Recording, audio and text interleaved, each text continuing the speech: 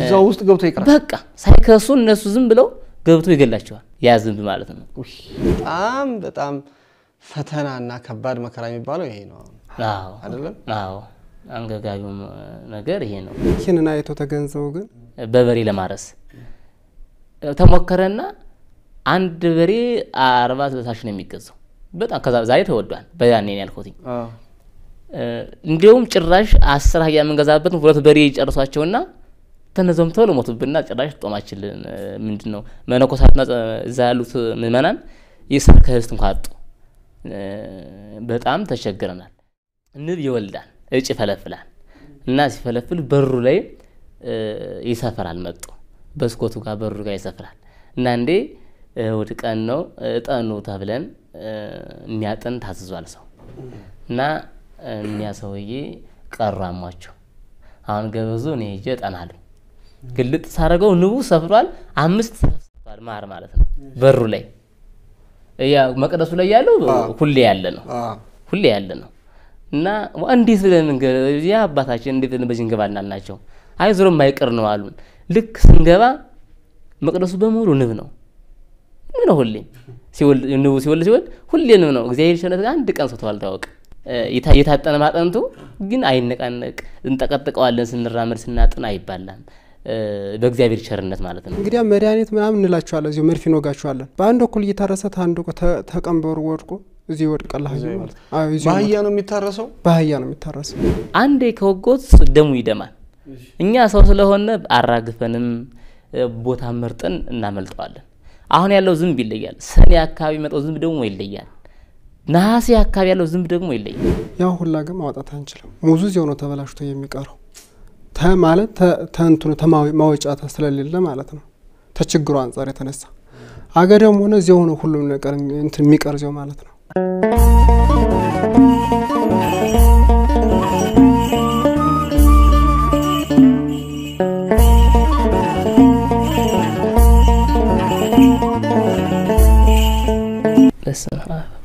ለመንፈስ ቅዱስ አድፋ መላክ ያባቶቻችን ሰላምታ አብረውኝ ካሉት ሰላምታችን ይድረስ እያልኩኝ ዛሬ ደግሞ ወደ አንድ ሩቅ ቦታ ሩቅ ሀገር በረሃ አብረን ሄደን ቃኝተን ልንመለስ ነው እኛ ደግሞ እዚህ ሆነን እናሳያችኋለን አባቶቻችን እንኳን ደህና መጣችሁ እንኳን ደህና ቆያችሁ በእግር 15 ኪሎ ሜትር ተጉዛችሁ ከዛ መኪና አገኛችሁ እንደገና በመኪና እስከ ዋና ከተማ ድረስ 15 ኪሎ ሜትር እንደገና በመኪና ከዛ ዋናው ደግሞ መኪና ይዛችሁ ደግሞ ስንት ኪሎ ሜትር መጣችሁ አዲስ አበባ ድረስ ከገዳሙ ሌሊት 8 ሰዓት ነው የምንጀምረው መንገድ ሌሊት 8 ሰዓት እንጀምራለን ሲነጋ 15 ኪሎ ሜትር ተጉዘን ማለት ነው ገነት ምትባል ከተማ አለች ቀበሬናት እዛችን ድረስና 15 ኪሎ ሜትር ደግሞ ወረዳው ከተማ ድረስ ደብረ ኤልያስ እዛ እንጓዛለን ከዛ ደግሞ ደብረ ኤልያስ ደግሞ ደብረ ማርቆስ ዞኑ ከተማ 42 ኪሎ ሜትር ተጉዘን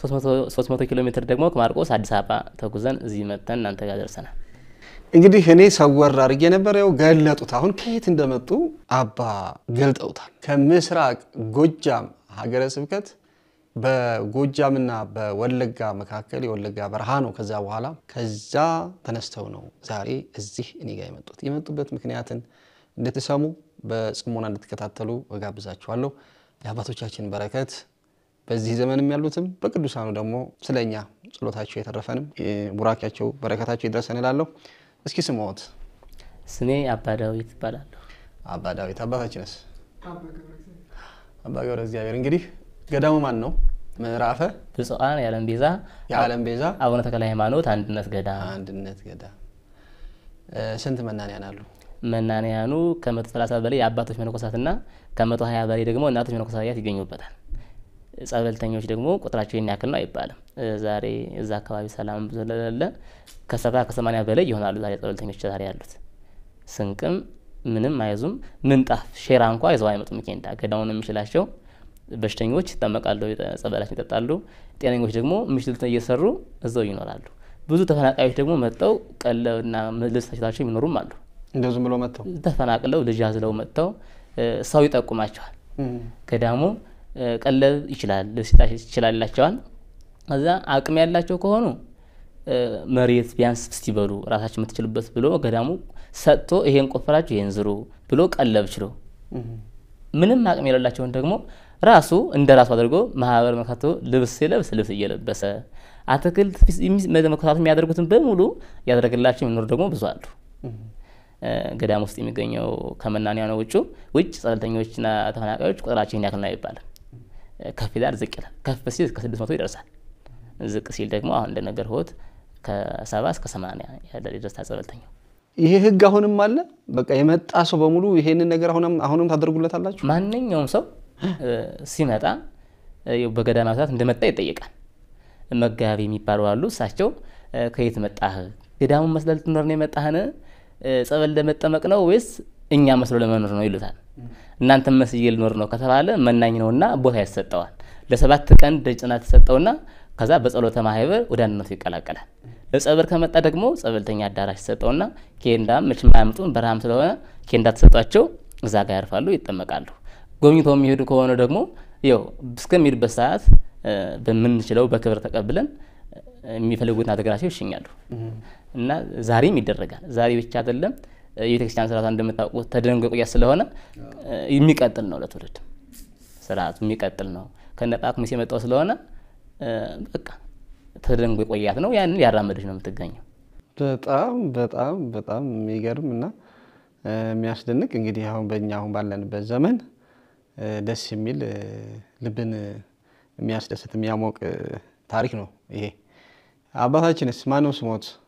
አባ ገብረ እግዚአብሔር ይባላል። አባ ገብረ እግዚአብሔር ምንድነው የሥራ ድርሻው በዛ ገዳሙ ውስጥ እርሶ? ያው በገዳሙ ስራ ድርሻ ተልኮ ነው።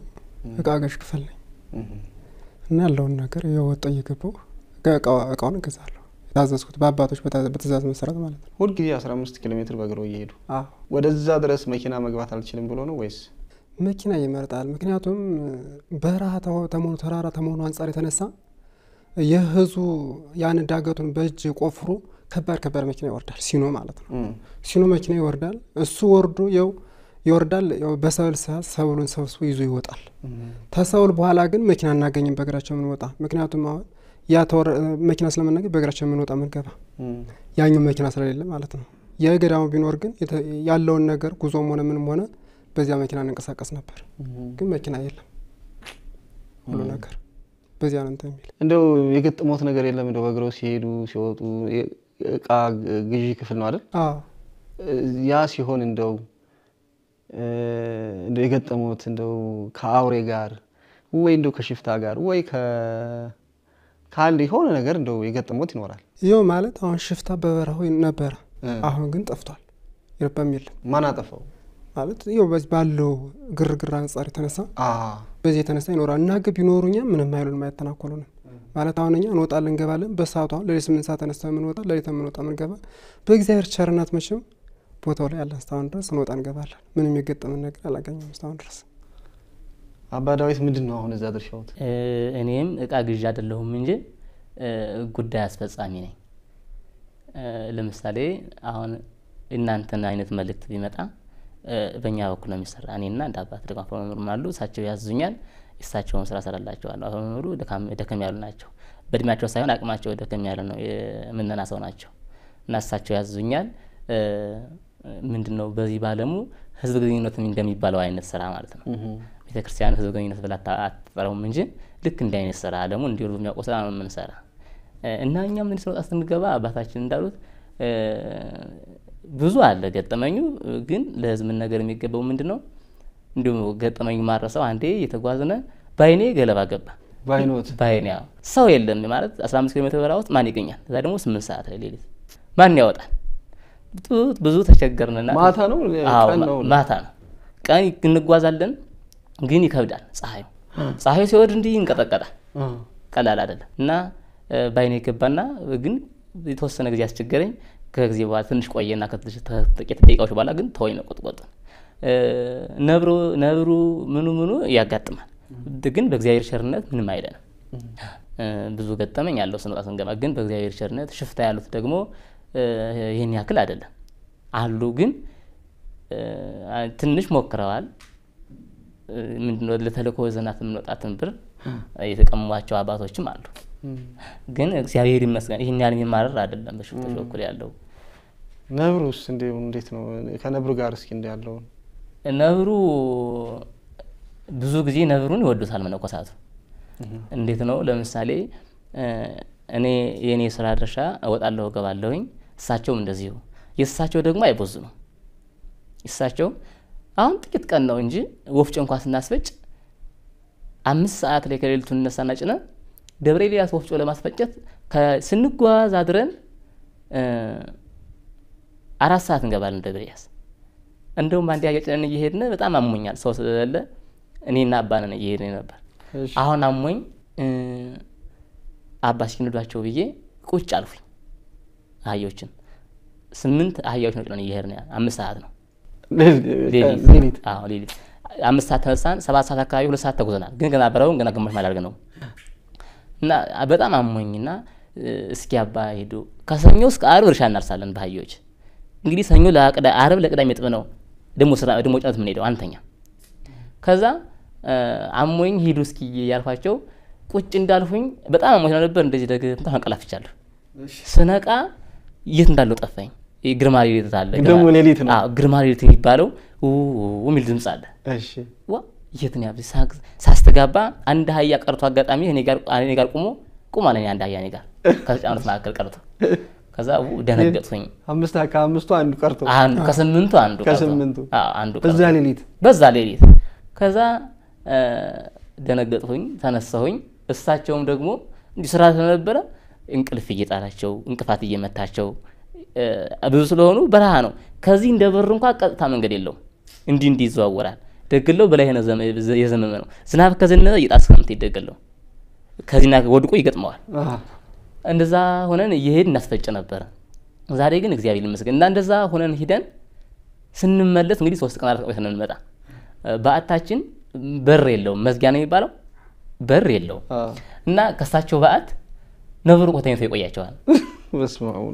እኔ ማረሰው ምንድነው ከዛ በሩ ይለቁለታል። 3 ሰዓት ከሌሊቱ ብንገባ ነው ወደ ባታችን።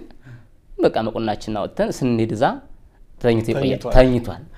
ከዛ በሩን ለቀለታለን። ድርሻውን ለቆለን ደግሞ ሲወጣ ለኛ ገተና አድርበታለን ማለት ነው። ብዙ ስለማንቆይ ደግሞ ተጣጣሙ ይገባበታል። እየተቀያየረ ማለት ነው። እየተቀያየራችሁ እና ነብር ጥሩ። ስለዚህ አሁን እናንተ አሁን ቅር የሚላችሁ ቢቀር ነው እንጂ ቢቀር ነው እናንተ ስትወጡ መምጣቱ ስትገቡ መሄዱ ይሄ በቃ እንትን ሆኗል። ልምዱ ሆኗል። ከቀረ ነው አሁን ልምዱ ከቀረ ደስ አይለንም። አሁን ጫካው ሲተመነጠረ ወደ ቁጥር ባልሸሽ እንደም አባቶቻችን ተራው አውገዘዋል። እዛ አካባቢ ምንም አይነት አውሬ እንዳይመታ እንዳይሳደድ ድንጋይ እንኳን እንዳይወረወርበት በቤተክርስቲያኑ ቅጽ ብዙ ጫካዎች አለ።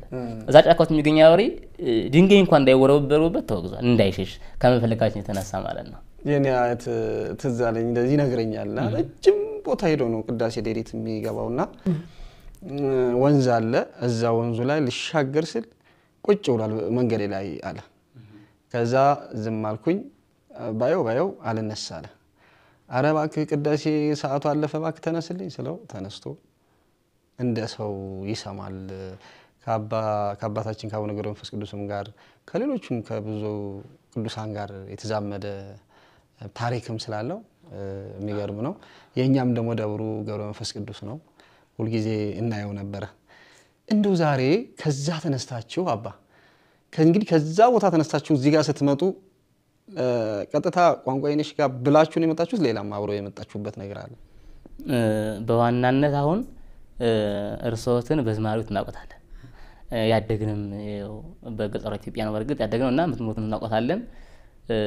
ማህበር አሉ እዚህ ገዳሙን አሁን የተቋቋሙ ገዳሙን እንዴት እናግዘው ይሆን ብለው ጾመ ማርያምን መተው ልጆች በዛ ምክንያት ጓደኞቻቸው ተሰብስበው ማህበር አቋቁመዋል። እና ቋንቋ አይነሽ ሚዲያ ይመስለኛል ይቀጣ ሰው ታሞ ነበር አይደል? እና እኛ ጋር አንድ መነኩሴት አሉ። ትልቅ ናት ናቸው። እርሶትን ያውቃሉ። እኛ የገባን በጻንታችን ነው። እና እንደገባን ሉሉ ሰገድ አይደለ? እርሶት ሉሉ ሰገድ የሚባል ዘማሪ ያለ ታሞ እያሉ ያለቅሱ አወርተናል። ህፃን እያልን ነው ግን የገባንኛ።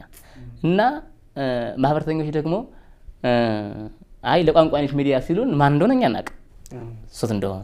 ከዛ ቋንቋ አይነሽ ሚዲያ ጋር ይጻፍላቸው ብለው አማከሯቸው አባቶችን ከሄዳችሁ ላይ ቅር ብለው ለማህበረ ቅዱሳን ብሮድካስትም እናንተም ለነ እሸቱም ይዘን መጥተናል። ኋላ ስመጣ ግን እርሶት ነው እና እንግዲህ እንግዳን የሆነብን እኛም እናውቀው በመዝሙሮት ነበረ በአካል አገኘነው እንጂ በዋናነት የመጣ ነው ለእናንተ ነው። መጀመሪያም በቆማ የተሰጠ ለቋንቋ ሚዲያ ነው።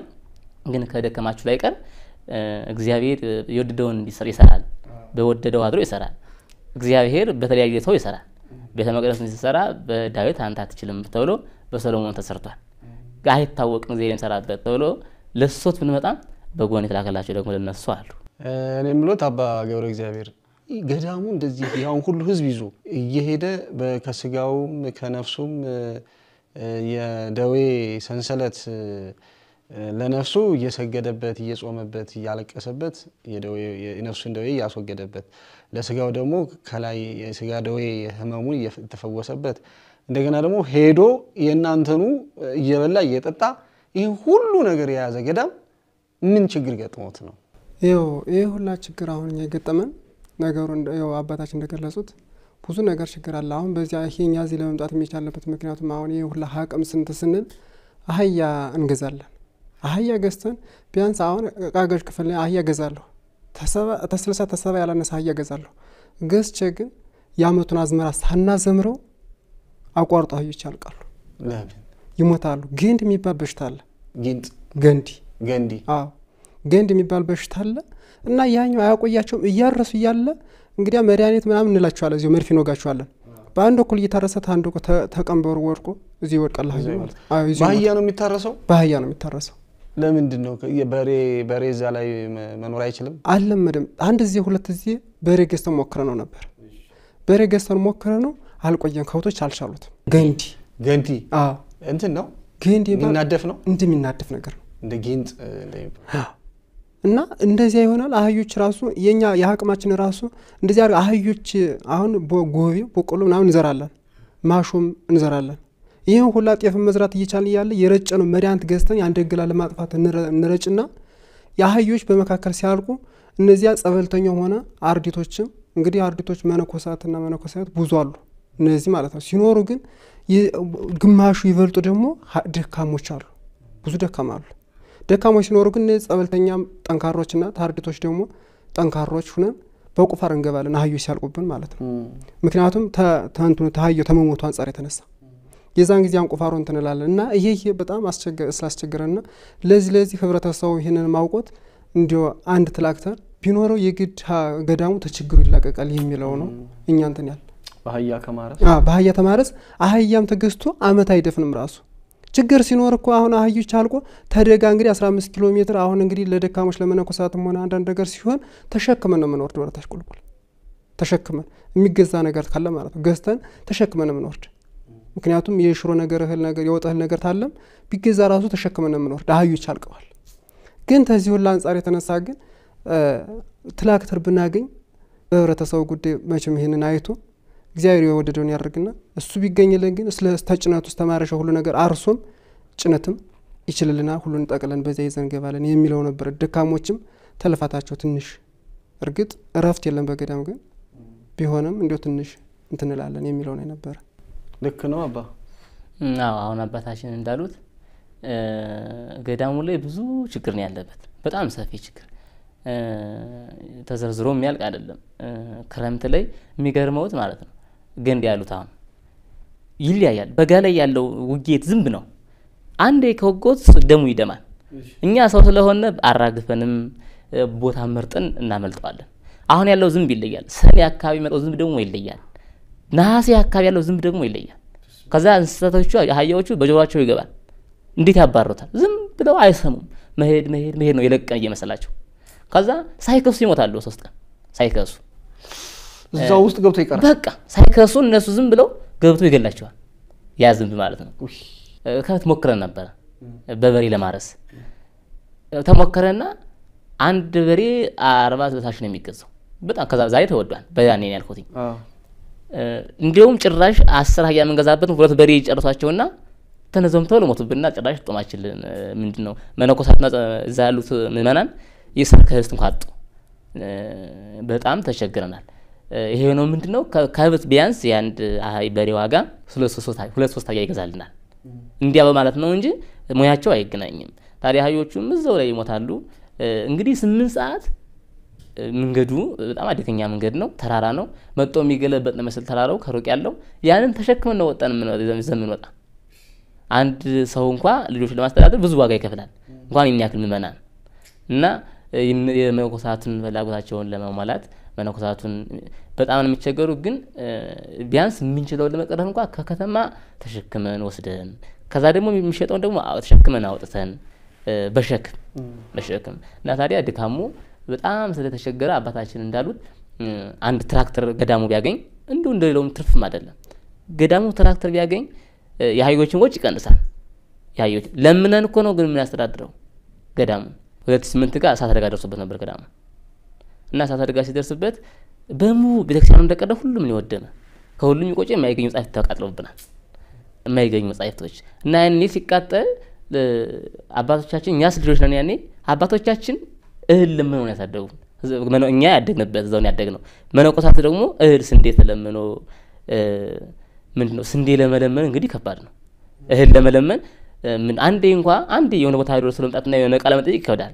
እንኳን መነኮሳትን ለማስተዳደር ለምን እናስተዳድራቸው ተሸክመን አወጥተን እና ይሄ የአህዮች ወጪ ቀረ ማለት ገዳሙን ከልመና ያድነዋል።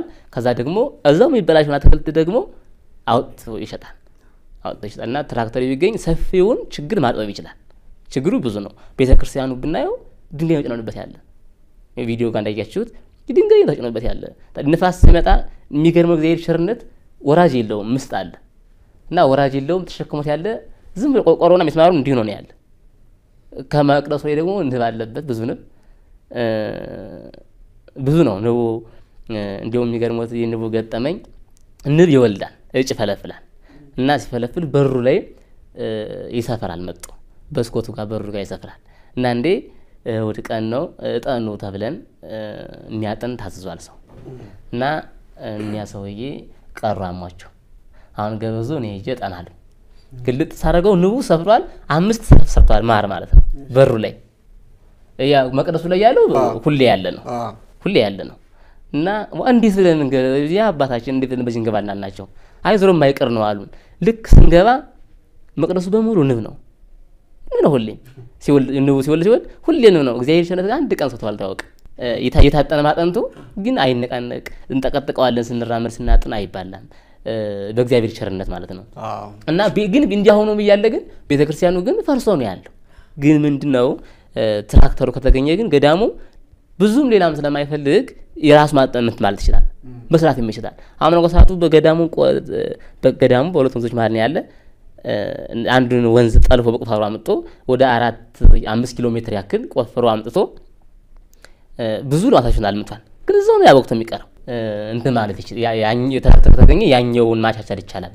ሌላውን ችግር በዛ ይሰራል። አባታችን እንዳሉት ትራክተሩ ቢገኝ ብዙ ችግር ይቀርፋል ብለን ነው የምናምነው። አሁን የገዳሙ አንድነት ማህበሩ ይሄንን ነው አሁን ሁሉም በአንድ ቃል ይሄንን ነው የተወሰነው።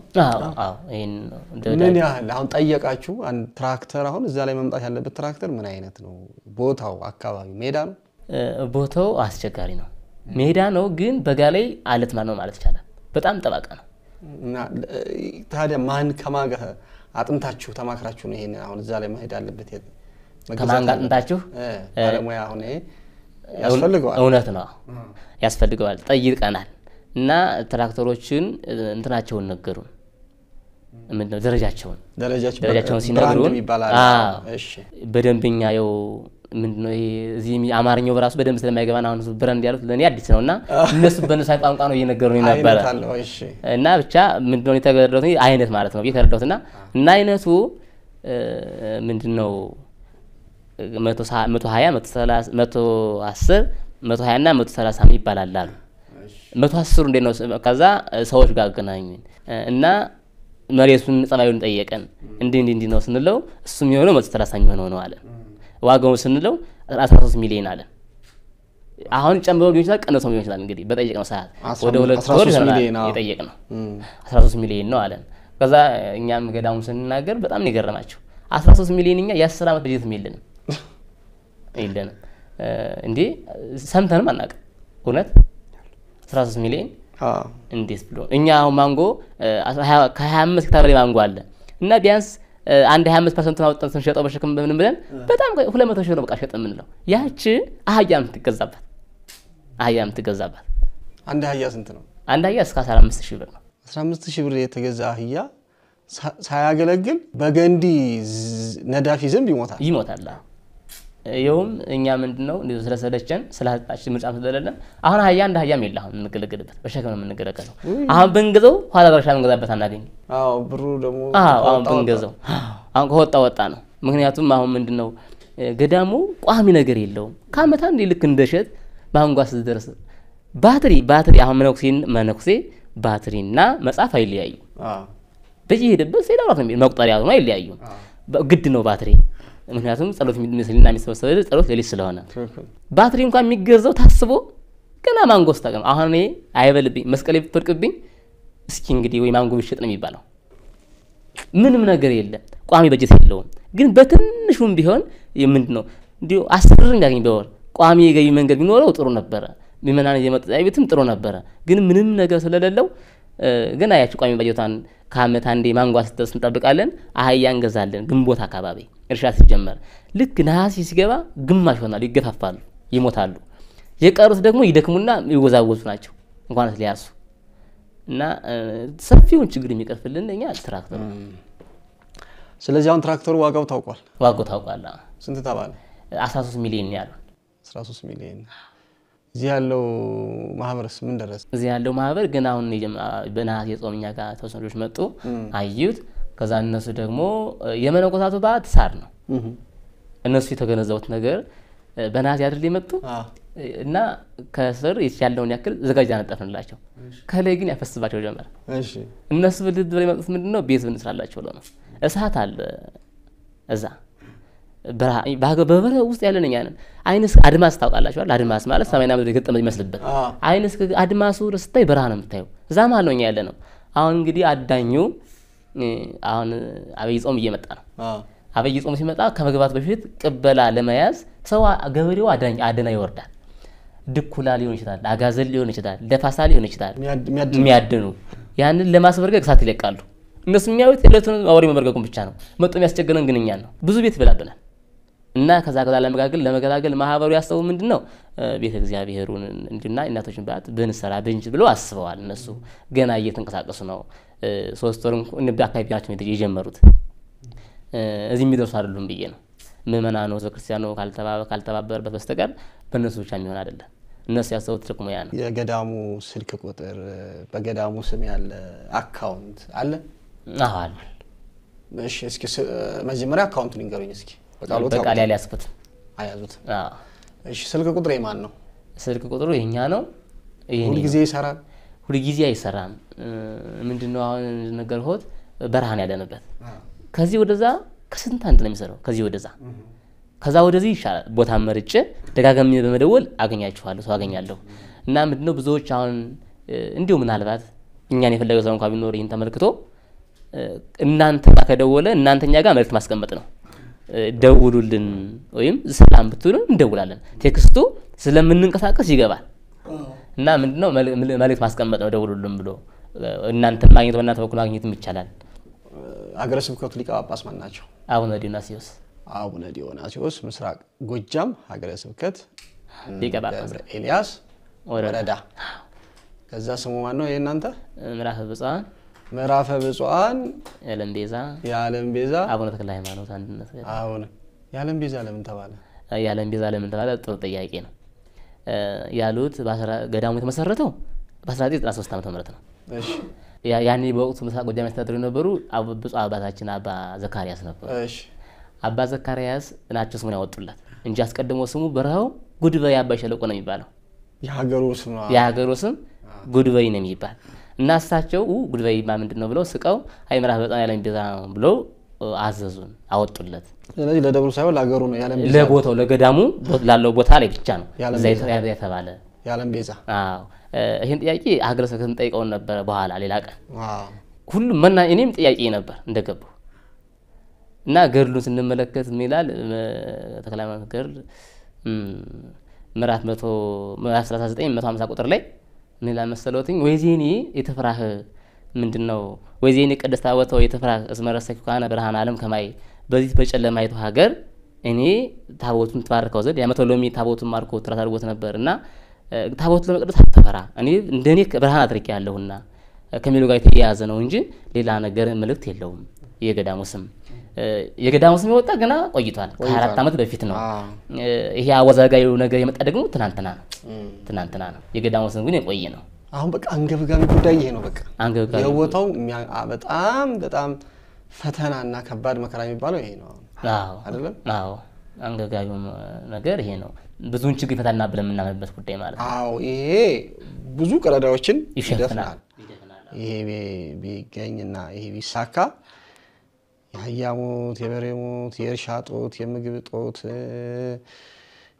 የአባቶች መበተን ይሄን ሁሉ ጠቅልሎ የሚይዘው ይሄኛው ቁልፍ ነው ብለው ነው እንግዲህ ብላችሁ ነው እንግዲህ በስልካችሁም በአካውንታችሁም ይሄንን የሚሰሙ እንግዲህ የተወደዱ የልጅነታቸው የዚህ ቤተክርስቲያን የሆነ በመላው ዓለም ያላችሁ ይሄንን ቪዲዮ የምታዩ አባቶች በረከት ማግኘት ቀላል ነገር አይደለም። እንግዲህ ያለነው በእንደዚህ ነው።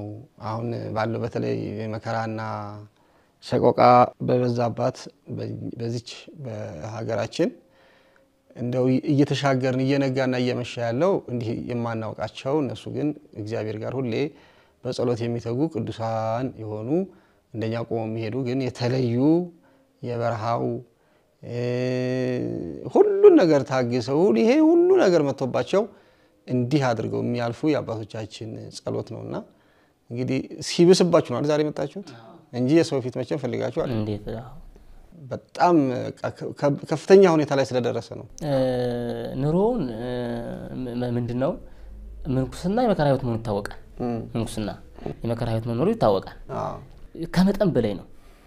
ሊቀጥል አይችልም ገዳሙ። አሁን ለምሳሌ ምንድነው እዛኛ ጋር ያሉ ተላልቁ አባቶች ምንድነው አስተዳዳሪው አበምኔቱ ናቸው የሚያውቁት። በስራ ላይ ያሉት ዓለሙን ያውቁታል። የማያውቁት ግን 100 ኪሎ ስንዴ በ100 ብር ገዝተናል፣ በ20 ብር ገዝተናል፣ በሬ በ10 ሳንቲም ገዝተናል የሚሉ ሰዎች ናቸው። በእነዛ ጊዜ ምን እኮ መኖር ይቻል ነበር። ግን ኑሮው እየቀጠለ ሲሄድ መነኮሳቱ እየበዙ ሲሄዱ የገዳሙ ኢኮኖሚ ዝቅ ያለ ሲሄድ ሊፈታ ሁሉ ይደርሳል። አዛኝን እኔ የሚገርመኝ ምንድነው ስጋትም አለን ሊፈታ ይችላል። ሁሉ እየደከመ ነው የመጣ መከራን ተቋቁሞ የሚያልፈው የዚህን ያክል ነው። መከራን ተቋቁሞ የሚያልፈው ምኑ ከራሴ ባህሪ ጀመር ስናየው መከራ ባህሪያችን ሊደከመ መጣል ከአባቶቻችን ጋር እንጂ እኮ አባቶቻችን ፍኖት ለመከተል መከራ ነበረ። ግን ምንድነው አሁን እንደው ከመጠን በላይ ነው። ገዳሙ ሊፈታ ደርሷል። ከአቅም በላይ የሆነበት ነው። ብዙ ነገር ነው። አሁንኛ ምንድነው ያልነው ቤተ ዘይል ይባላል ተጋሪት ማለት ነው። የገዳሙ ባዳቢ የሚጋገርበት አሁን ያዳቤ ሳር ነው። ከዛ ከስር ጭስ ሲለው ይከማል በጋ ላይ ከላይ ፀሐይ ለቀርና ክረምት ዝናብ ሲዘንብ ቅንቡስ የሚባል ተለ ያውቃሉ። ያ ይተንጠበጠና በሊጡ ይገባል። ያን ሁሉ መናገርኩ ምንም አይደለም። ግን ገዳሙ የሃይጎች ወጥ ከቀርላቸው ያን በቆቆሮ መሸፈን ይችላል ነው እንጂ ሰፊ ረስማር ለምኛ ምን ለምን እንዲሁ በቃ ብዙውን ከደፈነልን እኛ ሰርተንም አዝምረንም ሌላውን ሸፍነዋለን። ግን ይሄንን ብቻ ከሸፈነልን ምእመናኑ ይሄን ጉዳያችንን ቢያንስ ይወቁልን ነው። ቢያንስ ምእመናኑ ገዳሙን ይወቀው። ብዙ ጸበሎች አሉ። የሚገርም አምቦ የሚባል ጸበል አለ እና የሚወጣው ካለት ነው። ኩንታሮት ያወጣል። ወባ በሽታ በጣም አለበት ገዳሙ። ወባ እንደራሱ ስለሆነ ይግድ ነው እንደዛ በሽታ አለበት። ግን እግዚአብሔር ደግሞ ምንድነው ከኩንሰጠው ማከኪያውን ያነሳም ይባላል። ያን ጸበል ደግሞ ሰጥተናል። ስንጠጣው እዛው በቃ ባንድ ሊትር ጸበል ያወጣልናል። ስሬች የሚባል ደግሞ አለ ሰው ምናምን የሚበለው ማለት ነው። ያን ያወጣል። ብዙ ጸበል አለ። ግን ጸበልተኞቹ እንደምነግር ምንድነው ጭራሽ ተስፋ ይቆረጡ ናቸው ወዲያ የሚመጡት በራስ ስለሆነ እንዲሁ በቃ እንደዚህ አይነት ጸበል አለ ሲባል ሲሰሙ ከበረው 15 ኪሎ ሜትር ያልፈውት በረሃው ብቻ ነው። በረሃው ብቻ ያን ለመምጣት ምመኑ እየከበደ ነው እንጂ የሚመጡት ግን ድነው ነው የሚመጡት። እግዚአብሔር ያሳፍራቸው እንደው በግድካም ያመልሳቸው ሁሉም ድነው ነው የሚመጡ። ከዚህ የሚመጡ አሉ። ግን እንዲህ የሚመጡት ሰዎች ጭንቅ ያላቸው መፍትሄ ያጡት ናቸው። አንድ ሴትዮ እንዲሁም እዳህ ናቸውና ታማው ኦፕራሲዮን ሊሆኑ ተቀጠሩ። ቀጥቃና ቀጠሮ ተሰጣቸው። ኋላ ለኦፕራሲዮን የሚሆን ብር ደግሞ የላቸው። አሁን እግዚአብሔር ምን እንዴት እግዚአብሔር ሲመራቸው ምን አደረጉ መሰለ እዚህ ከተክለ ሃይማኖት ሙዝ አምጡልኝ እንዴ ሌላው ቢቀር እነሱ ተሸክመው አወጡት ያመጣው በላባቸው ፈሱ ያመጡት ሙዝ እንዴ እግዚአብሔር በእነሱ ድካም ያድነኛል ብለው አንድ ሙዝ ይበላሉ ከዛ በቀጠሮ ሲሄዱ አይ ጤነኛ ነሽ ተባሉ እሳቸው መጣው ለክብረ በዓሉ ሳሳት 4 ቀን ምስክርነታቸውን ሰጡ ምንድነው ወደ ችግሩ ሁሉ ብዙ ነው ግን ይሄን ማስቀጠል የሚችለው ምንድነው እንደ አቅም ሲኖረን ነው ሰዎች ስንቅዛቸው ይባል እንኳን ከዛዛ መሸከም አይችሉም ገዳሙ ይግድ መቻል አለበት ይሄን ለማድረግ ደግሞ ገዳሙ ያለው መሬት ሰብሉ ባግባቡ እንዲሰብል ለማትክልት ደግሞ አውጦ ለሚመኑ እንዲያደርስና ከዚህ በለጠ ቤተክርስቲያኑ እንዲያገለግል ምንድነው ህዝበ ክርስቲያኑን ከዚህ በለጠ እንዲያገለግል ያኛው ችግሩን ለመፍታት አሁን ያባታችን ያሉት ትራክተሩ ነው ዋናው ችግር ፈታ ብለን ምናሰው እስኪ የሚሉት ነገር ይቀርው ያው እንዳሉት ወደ 25 ሄክታር ማንጎ አለ